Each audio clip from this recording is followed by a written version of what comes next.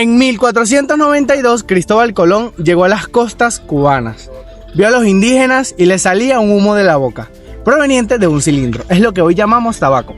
Por eso, mis compañeros y yo, estudiantes de la unidad curricular Sistema de Producción de Tropicales, venimos a hablarle sobre el tabaco. Nicotiana tabaco, especie originaria de América del Sur, especialmente en las zonas andinas. También existen otras plantas de tabaco que son originarias de América del Norte, América del Sur, África suroccidental, Australia y el sur del Pacífico. El tabaco es una especie originaria del continente americano. Esta es familia de las solanáceas.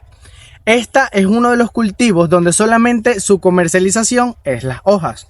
Por eso se dice que este es un cultivo no alimenticio. El tabaco tiene distintas formas de comercialización. En este caso tenemos tabaco, cigarrillos, rape, picadura de pipa, tabaco de mascar, etc. El tabaco pertenece al reino Plantae, pertenece a las familias de las solanáceas, es decir, que comparte familia con el tomate, la papa y el pimiento.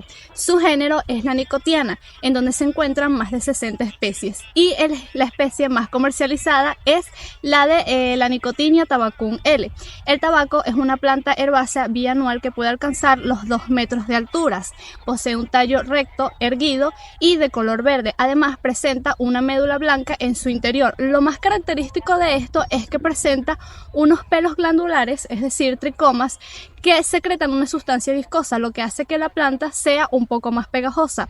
Tiene una raíz pivotante poco profunda que no se adapta muy bien a los encharcamientos, es decir, si el suelo no drena bien, esto produce una asfixia radicular. Aunque el tabaco, su hoja es la más comercializada, no es allí donde comienza el proceso de la nicotina, sino que este proceso comienza en las raíces, específicamente en las raicillas más jóvenes en crecimiento. Una vez que se forma la nicotina en las raíces, esta viaja a través del xilema y se almacena en las vacuolas. Hablando del tabaco, Nicotiana tabaco, vamos a hablar acerca de su morfología foliar. Este se caracteriza principalmente por hojas sésiles o sentadas, es decir, que carecen de peciolo y la lámina se inserta directamente en el tallo. Sus hojas es el órgano mayor de importancia económica, que tiene a disposición hojas espiroladas. Su característica principal de la hoja podemos nombrar su forma, su tamaño, su textura y su variación por altura. En tamaño podemos decir que son hojas simples, de gran tamaño, de forma lanceolada. En el momento de la planta cuando la planta alcanza su punto de adultez, tiene aproximadamente de 20 a 30 hojas. En cuanto a su textura, podemos decir que es pubescente, pegajosa, posee tricomas abundantes, que estos segregan sustancias viscosas. En cuanto a su variación por altura, podremos decir, estamos hablando sobre su altura sobre el nivel del mar. En un nivel inferior posee hojas anchas, a nivel superior estrechas. Clasificación. La industria tabacalera la clasifica por su precisión vertical en el tallo. Y podemos nombrar una de ellas, que es la mañanita, que es la hoja pequeña de libre pie. Generalmente son descartadas. Hojas de base planta y 1,5, que son hojas de segundo nivel ascendente.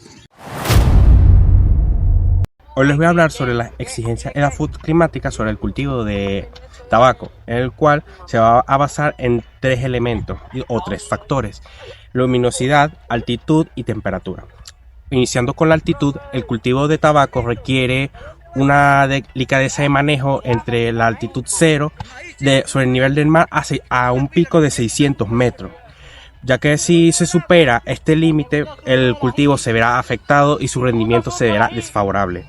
Y pasando al siguiente punto, que es la temperatura, este es uno de los puntos más delicados, ya que el cultivo de tabaco requiere unas condiciones climáticas cálidas, en el cual se conserve cierto nivel de humedad, ya que si es afectado por el frío, su rendimiento y desarrollo se verá gravemente afectado en su calidad. Viéndose de esta forma, en su crecimiento, en su etapa de semillero, requiere al menos entre 16 y 18 grados. cuando ya está en su etapa de crecimiento y desarrollo, varía o se oscila entre los 18 y 28 grados. Finalmente, en el fotoperiodo, si el cultivo recibe una alta cantidad o recibimiento de radiación lumínica, esto vería afectado en el crecimiento de la hoja, ya que se vería reducido y se formaría un grosor no deseado. En cambio, si se maneja el cultivo bajo sombra y en climas húmedos, se buscaría los requerimientos necesarios para la producción. Es por eso que estos tres factores son necesarios y se deben de seguir para un cultivo deseado en el tabaco. En los requerimientos edafológicos tenemos uno como lo es la textura. La textura es un factor crítico para el cultivo de tabaco. Sus suelos predilectos son suelos franco-arcillosos, franco-arenosos, franco ligero y franco profundo, aunque hay variedades que tienen muy buena respuesta en suelos pedregosos. Su pH ideal va desde 5.5 hasta 6.5. La importancia del drenaje. El drenaje es, en este caso, en el cultivo del tabaco, es la regla de oro, ya que es un cultivo que no resiste encharcamiento. En la parte de su resistencia a la salinidad, no tiene resistencia. La salinidad nos genera muchos problemas en el cultivo de tabaco, como lo es una mala combustión, baja drásticamente la calidad, genera un estrés osmótico y en este caso la presencia de cloro, que es el enemigo número 1 para el cultivo de tabaco. El proceso de manejo de los semilleros consiste en dos sistemas. El 95% de las plantas se hace con cepellón y el 5% restante de las plántulas se hacen a raíz desnuda. Aproximadamente a las 6 semanas el cultivo del tabaco alcanza los 15 centímetros de longitud y los 5 milímetros de espesor. Con estas medidas el cultivo del tabaco ya está listo para trasplantarse. Para garantizar el éxito del cultivo de Nicotiana tabacum, debemos realizar una ingeniería de suelo y un trasplante de alta precisión, con la preparación profunda del terreno realizada durante el verano, buscando un mullimiento óptimo y la formación de caballones anchos. Esta arquitectura es un parámetro crítico de drenaje, ya que el cultivo del tabaco es extremadamente sensible a la hipoxia radicular y no sobrevive a encharcamiento superior a las 48 horas. El proceso de llevar la planta al campo comienza cuando la plántula tiene las medidas de 15 centímetros de alto y 5 centímetros de grosor del tallo. En esta fase empleamos la trasplantadora mecánica de varias hileras. El diseño de sus ruedas compresoras es fundamental, ya que afirma el sistema radicular para potenciar la ascensión capilar del agua, manteniendo simultáneamente la porosidad necesaria para el intercambio gaseoso. Sobre la densidad de siembra y el arreglo espacial, el objetivo es garantizar la circulación de aire para prevenir patógenos como el moho azul. Esto complementa con la localización estratégica del fertilizante, el cual debe disponerse en bandas exactamente a 12 centímetros de cada lado de las plantas, a una profundidad superior a la masa radicular inicial. Y finalmente, con la aplicación de herbicidas como el pendimetalin, garantiza que nuestra densidad poblacional crezca sin competencia, así garantizando la viabilidad del cultivo. La siembra de tabaco es uno de los cultivos tropicales más sembrados en nuestro país, Venezuela, por su alto consumo. Para poder tener una siembra de buena calidad es indispensable tener un buen plan de fertilización, ya que este cultivo es un alto consumidor de los macroelementos y macronutrientes NPK, nitrógeno, fósforo y potasio. En esta exposición les explicaremos cómo es la proporción de cada uno de estos macronutrientes para su buen desarrollo. Comenzaremos por el nitrógeno. El nitrógeno es uno de los macronutrientes que más requiere la planta de tabaco, ya que este nos aporta moléculas de nitrato y de nitrito, que concentran la nicotina dentro de la hoja, que es el valor que nosotros más necesitamos para poder tener un producto final de calidad. Aparte de que el nitrógeno es lo que nos da la clorofila, que es lo que nos da un indicador del área foliar, nos hace que nuestra área foliar se desarrolle. Mientras mayor área foliar, mejor tendremos una hoja de tabaco de mayor calidad. Después tenemos al fósforo. Aunque este macronutriente no es tan consumido como los otros dos, es muy importante, ya que este nos otorga mayor inmunidad a las enfermedades. También nos da un mayor desarrollo del área radicular, que nos da mayor anclaje al suelo. Por ende, la planta puede absorber mayores nutrientes y mayor el agua de la mejor manera. Este macronutriente tiene algo, que como es muy volátil y camina muy poco, hay que ubicarlo muy cerca de la planta. Tenemos que ubicarlo a 5 o 2 centímetros hacia un lado y 5 centímetros de profundidad para que el desarrollo radicular crezca de una manera que hacia donde está el abono, la planta tenga un mayor anclaje. Después tenemos al potasio. El potasio es el que más consume nuestra planta, ya que es el que concentra las sales para que la quema del producto final, que es el tabaco que consumen nuestros espectadores, sea una quema uniforme y una quema totalmente correcta. El potasio nos da también una mayor elasticidad a la planta, nos da la mayor madurez y también nos da una concentración muy buena de sales a la hora de consumirlo. También tenemos en cuenta de que estos datos son tomados con una densidad de siembra de 18.000 a 22.000 plantas por hectárea. La recomendación es del nitrógeno de 80 a 120 kilogramos por hectárea.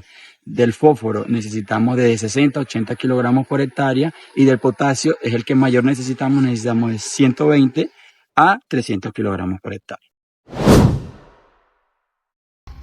El desmoche y deshigue del tabaco consiste en eliminar los botones florales o los botones de la planta para evitar que estos se consuman la mayoría de los nutrientes y carbohidratos y sean redirigidos a la hoja principal, que es lo que se utiliza del tabaco. Existen dos tipos.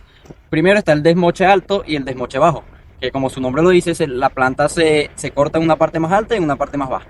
El desmoche alto se utiliza cuando se necesitan hojas más finas o más tiernas, por decirlo así, y el desmoche bajo se utiliza cuando se necesitan hojas más gruesas con mayor follaje. Esta labor debe ser realizada cada 7 o 10 días y es recomendada hacerla con las manos, con ningún instrumento, ya que la planta de tabaco es muy delicada con cualquier superficie que no sean las manos humanas en un estado limpio, por decirlo así.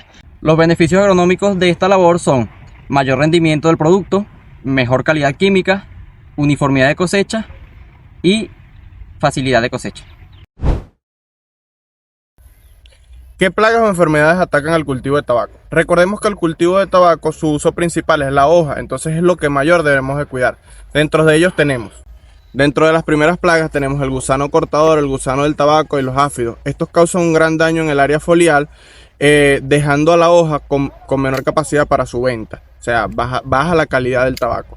Contra ellos podemos usar aplicaciones biológicas y aplicaciones químicas para su control.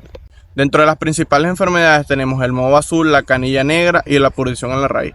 Esto va más que todo basado en el manejo y en la rotación de los cultivos, ya que estas enfermedades fitosanitarias pueden permanecer en el terreno durante mucho tiempo latente. Entonces, para esto tenemos que hacer aplicaciones biológicas o, en dado caso, químicas que controlen estos agentes y puedan evitar una proliferación en nuestro cultivo.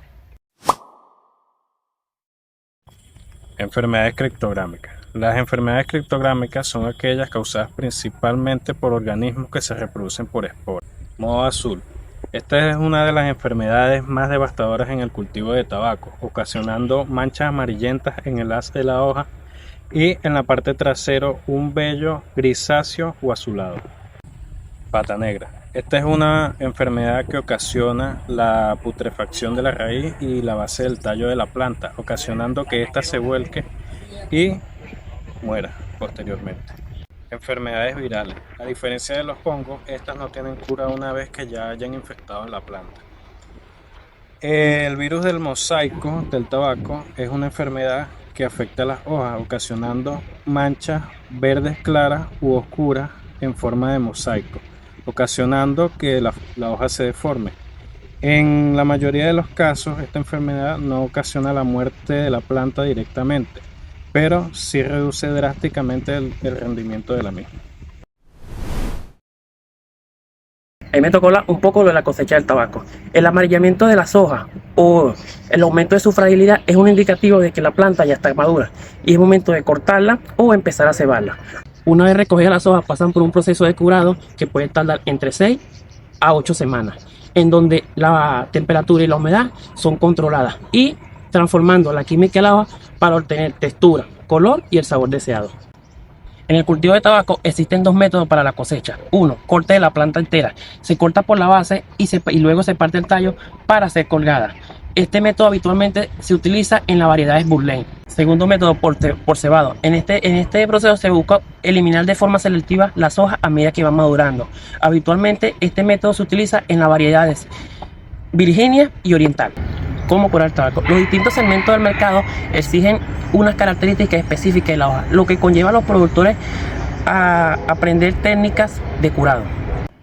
Entre los distintos métodos que conseguimos para el curado del tabaco está curado al aire. Este proceso puede tardar entre 4 a 8 semanas en galpones o graneros con temperaturas controladas. 2. Curado por combustión. Este proceso suele ser un poco más rápido, puede tardar entre 7 a 10 días, con calor regulado a precisión. 3. Curado al sol. Este proceso puede tardar entre 2 a 4 semanas, pero está limitado por las condiciones climáticas. 4. Curado al fuego. Este proceso puede tardar de 3 a 6 semanas con exposiciones al humo de la madera. Con respecto a la fermentación del tabaco, sabemos que es el proceso final químico donde la hoja se termina de estabilizar, pasando por un proceso de condiciones controladas en la fermentación de esta. Si la temperatura es muy alta, la hoja puede llegar a quemarse. Si la temperatura baja, no desarrolla la consistencia orgánica. Esto así para eliminar lo que son excesos de azúcares y resinas desagradables, dando paso a lo que son los sabores y aromas característicos de este cultivo. Este proceso también es importante para dar paso a lo que es la clasificación, ya que normalmente la clasificamos depende de esté ubicada la hoja en la planta, ya que mientras más alta, esta es más fuerte y más contribuyente en lo que es la nicotina, y mientras más baja posee menos resistencia y elasticidad. Esto da paso a lo que son los subproductos de esta, ya que puede usarse en las hojas rotas para lo que es abonos orgánicos y las hojas de mayor calidad se utilizan para la extracción de la nicotina. Para concluir, destacamos que el aprendizaje sobre este cultivo tropical es beneficioso tanto para nuestras personas como para el conocimiento de toda la región venezolana, puesto que este cultivo se está dando a conocer en lo que son los estados del Llano Central. Cabe destacar que todos estos eventos sincronizados, desde la clasificación de la semilla hasta el manejo de la cosecha y post cosecha, para obtener un producto de alto valor.